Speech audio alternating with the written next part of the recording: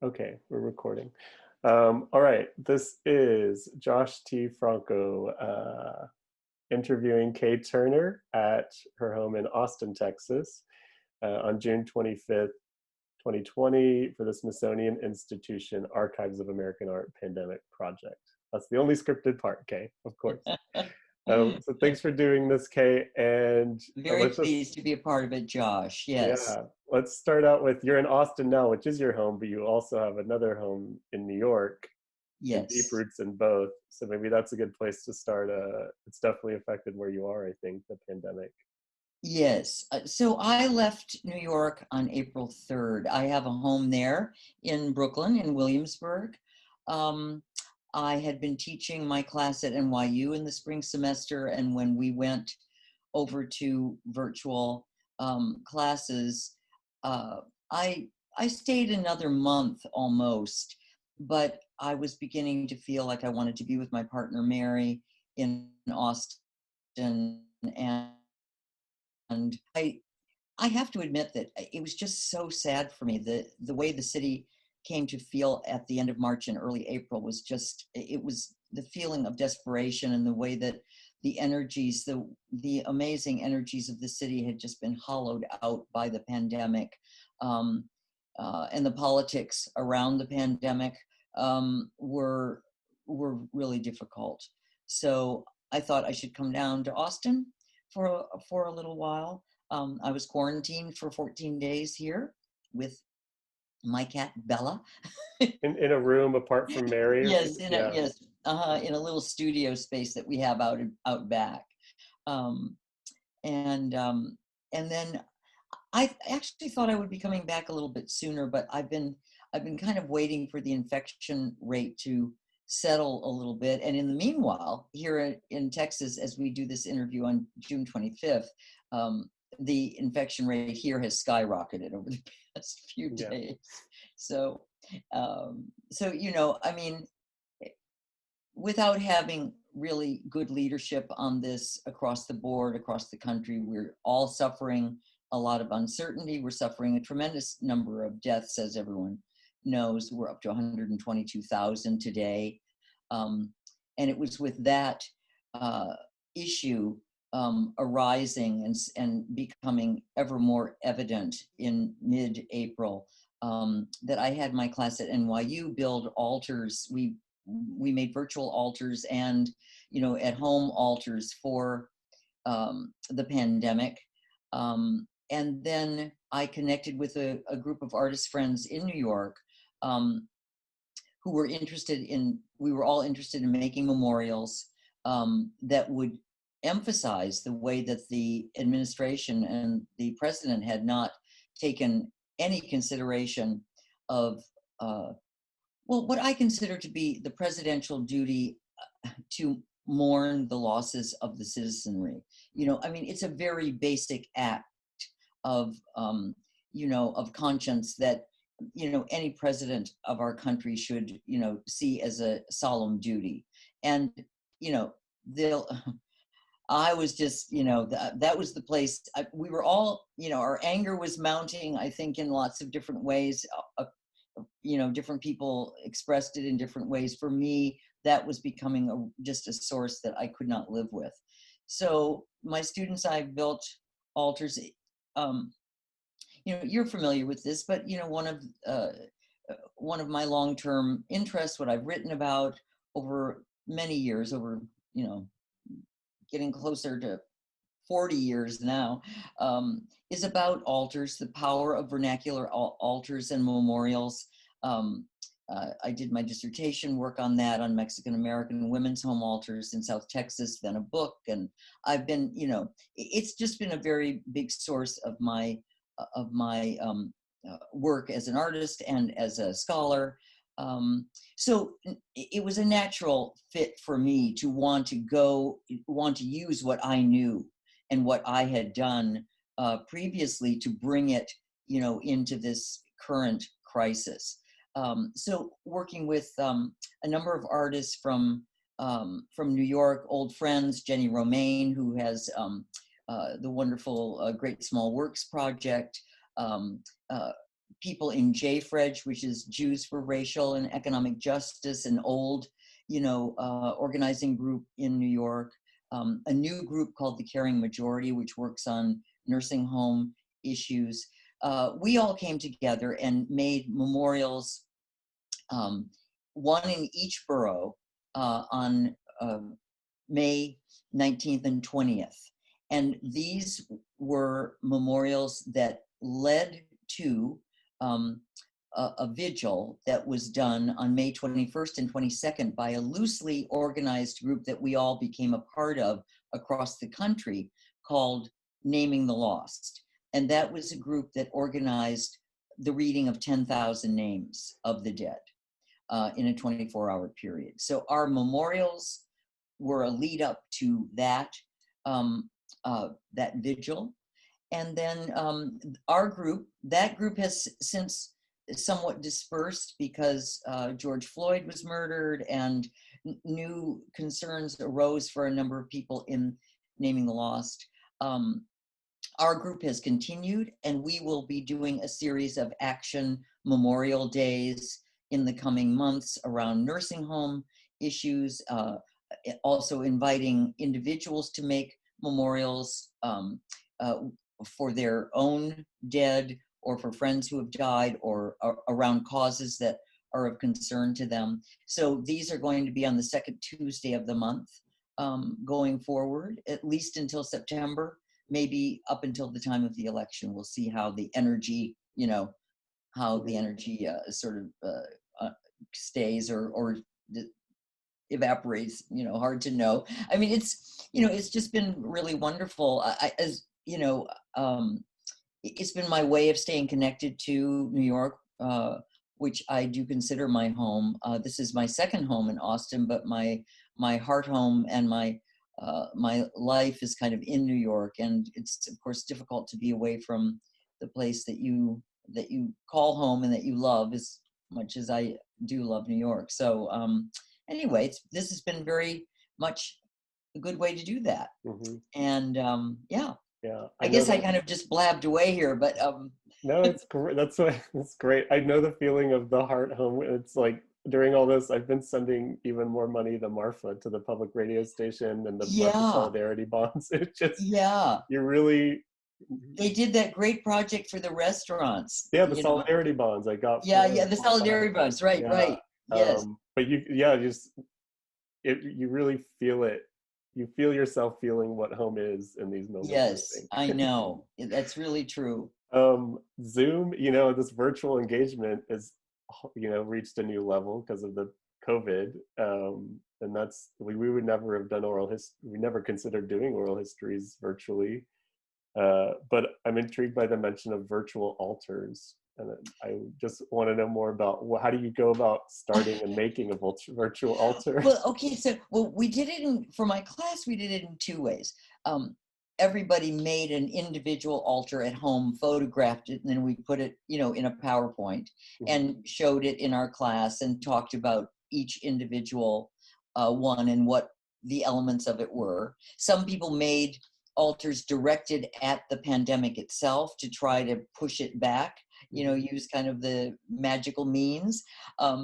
Others made very interesting altars out of masks and gloves and, detergent, things that they had at hand. Because a number of my students were, they were kind of, they were in dormitory rooms. Once if they were on campus anyway, they were kind of isolated into those rooms. So they made really amazing things out of very little. But there was one student who was in New Mexico, out near Georgia O'Keeffe's place, and she made a very elaborate, she got a bunch of stuff from people in town and made a very elaborate altar using Guadalupe's image and others. And she's a native Texan, so she had the format down. But then at the very end of our class, we also used Google Docs. This one student, B, she said, we can, we were supposed to build an altar, a personal altar, as part of the class that we were not able to do. And she said, well, we can build it through Google Docs. So she created a platform, and we took pictures of our images and then put them onto the altar platform and decorated it with little things and stuff like that. And it's very primitive, but it's very cool because That's it's very nice. actually, it is all the objects that people wanted to put on, but in little tiny, sort of tiles that Hmm. sit on this platform. And I'll send it to you. I'll send you a picture of it. Yeah, It's that'd be very cool. lovely. Yeah, because I'm thinking that, I might try to do, when I get back to New York, I've written to be the student, and I said, I'm thinking of doing more with that project, to see if we could enhance it a little bit and put it out there for people to do, because I don't think people really think of making virtual altars in Google Docs, but, you know, anything is possible, you know, Yeah, yeah, these days. So the yeah. pandemic has made us very creative, that's for sure, you know. Yes, absolutely. Yeah, Yeah, it definitely. is very creative. Yeah.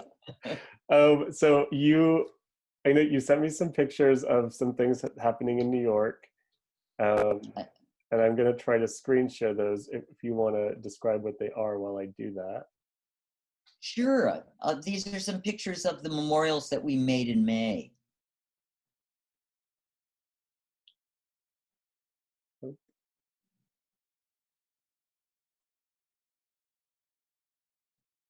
So how are you? Who you do you have team members in um, New York, like on the ground there? Yes. We just And had, in fact, I just came out of a meeting with them before I came to you, I because see. we are continuing to, we're organizing again to, all of us kind of went into a little bit of a hiatus after George Floyd's murder and went into Yeah. other projects. But some of us are now coming back, and this group is reconstituting because we really want to do something around the nursing home catastrophe. Yeah. And we also want to use the memorial format. We want to teach people about the memorial format as something that they can do to honor and remember people in their families or neighborhoods and Mhm. that kind of thing. I don't think I can bring, it doesn't look like I can bring them up. So we'll just describe them. They're Oh, okay. outdoors, often people putting things up against a chain link fence and attaching them. I Yes, we see made templates. butterflies and hmm We names. Yeah. decided that for those memorials, we wanted to create templates that people could use. We used masks as one symbol. We used butterflies as another. Hearts and hands, Mhm. um, gloved hands. Some of the templates were of gloved hands holding hearts, and in each of those templates was a place where a name could be written. Mm. So what happened was that we got from the Naming the Lost Vigil group that was collecting names. We got names from them for our different zip codes in the Bronx and Brooklyn, Manhattan, Staten Island, and Queens, and then began a process of making nameplates for those people. And we used the idea, there was a lot of talk at that point about who was essential and who was not. That was Mm. kind of one way that we focused the work, because we felt that Trump didn't consider any of the dead to be essential. So we used the word, our tagline for every person whose name was put into a memorial was essential. Mm. Um, and to mark the essential loss of essential people. Yeah. And so it was really it was kind of a names not numbers project, a mourning not denial project. Mhm. At the time leading up to Memorial Day, when we weren't even sure, I mean, as we weren't even sure that Trump was going to, mention the 100,000, almost 100,000 dead at that point. During Memorial Day. But Pelosi and Schumer did go to him, and he, in a very sort of offhand way, put flags at half mast for Mhm. a few days before Memorial Day, but never announced it, never made, never Yeah. emphasized it. So. Yeah. Anyway, so that was the Yeah. purpose of those memorials, and they became a place. For example, our memorial in Brooklyn is still active right now. It's over by Greenwood Cemetery, and people have continued to bring names to attach.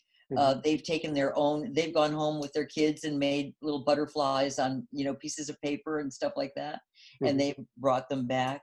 So all of those memorials, we used fences because we felt like the fence line would be a great place to attach banners and these little templates.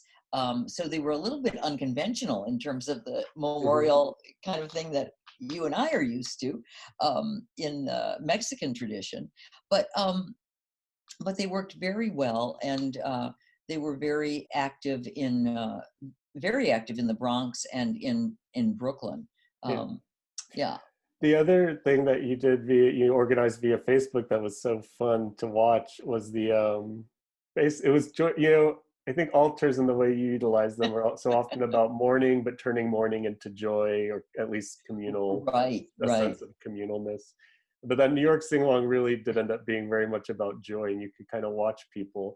So I watched it, and you see the gallery view, every Brady Bunch, windows with you Right, leading, right. and people holding up their New York coffee cups or objects that identify them as New Yorkers, and then you led them in New York themed songs. You want to, Yeah, yeah, yeah. talk about that a little? Well, so for many years, and actually this was something that came out of September 11th. Um, After September 11th, the following year in 2002, I started what I called the September 11th Sing. And I just gathered people in Washington Square Park, friends, and I wrote some songs about New York, some of which you heard in this Facebook live thing last Sunday. Um, but we would just gather under the arch, and we would face where the towers had been, and we would sing our New York songs, and then we would go drinking. And that was our September 11th. And I did that for like 10 years, until every September 11th, until the memorial was opened downtown. It was a way of giving people a place to come together. Again, a lot of the projects I do are based in some irritation or complaint that I have. So Hmm. I just felt like at that time that the city was not doing a very good job helping survivors on September 11th. All of us who had been there, who lived to see another day, and had been traumatized by the event, and then of course traumatized by the politics that proceeded thereafter. Hmm. So that was the reason for doing that. So in terms of this pandemic, in terms of some of the things I've already discussed about uh, the administration, um, New York was so hard hit, and New York was also treated poorly in lots of ways. Especially in March and April, it was the epicenter of the pandemic. It was kind of, um, uh, I think certain people were, gleeful about that. Of course, New York is going to be the epicenter because it's full of all the weirdos and queers and artists and nutballs, and you know, uh, so I just started to feel like maybe one thing I could do. I was also missing New York a lot, so I thought um, I would get together this group of women who I've known for many, many years. I do a solstice celebration every winter for the winter solstice. And these are everyone that was in this thing on Facebook Live are women who come to that solstice celebration, where we always finish it by burning. We make a big fire on the roof of my apartment, an illegal fire, and we burn our past, whatever happened in the past, like good, uh, like good witches do, and we always sing the song "We Are the People of New York," which I wrote in 2001 for this after September 11th. Hmm. So we sing, "We are the people of New York. We are the people of New York. We're so happy to serve you. It's our pleasure to serve you." And it's based on the Greek coffee cup, the blue and white coffee Yeah. cup. Oh, So that's why they had the cups. Yeah, I yeah, see. so that's why they Right, had the cups, right, and right. so we sang that song, a couple of others, and it was just really, it was meant to create a little bit of Zoom mayhem, Mhm. just insisting that we could kind of break through the tile wall, and come right out into your world and get people to sing along. And there was, I heard from lots of friends afterwards and strangers who I didn't know that they really enjoyed singing along and all that kind of thing. So That's great. it was a great connector to New York, and yeah. Yeah. So for the last question, these are so quick. Okay. What I'm trying to think. I don't know who else would ask you this, so I'll ask you. Who are the goddesses that are most active right now, or most pissed off, or who we should be calling on? Um, Oh, well, I think that you know, I think a lot of the goddesses of justice mm, are really really pissed off. yeah, yeah. So I mean, you have your I think also the mother goddesses are really kind of pissed off. So Yemaja, Guadalupe Tonantzin, Oshun. I think that Hera, um, um, um, uh, you know, I don't know. I just can't imagine that most of the goddesses aren't Yeah, yeah, really yeah, wanting to intervene at this point. yeah. Um, you know, of course, I have a special love for Hecate, who is really considered to be a dark goddess, but she's also a transformer. And Hmm. one of the things that you do for her, a devotee to Hecate brings garbage and refuse and trash. To a crossroads and places it there because it will be transformed into something new at a Yeah, crossroads. So cool. we're at a crossroads. So Yeah, I say, that's what I was gonna get out say. the garbage, bring out the garbage. It's Put Hecate time. Yeah, let's put do it it. in the crossroads and hope for a better day. I love it. I'm gonna stop us right there. Thank you, Kay. You're welcome, Josh.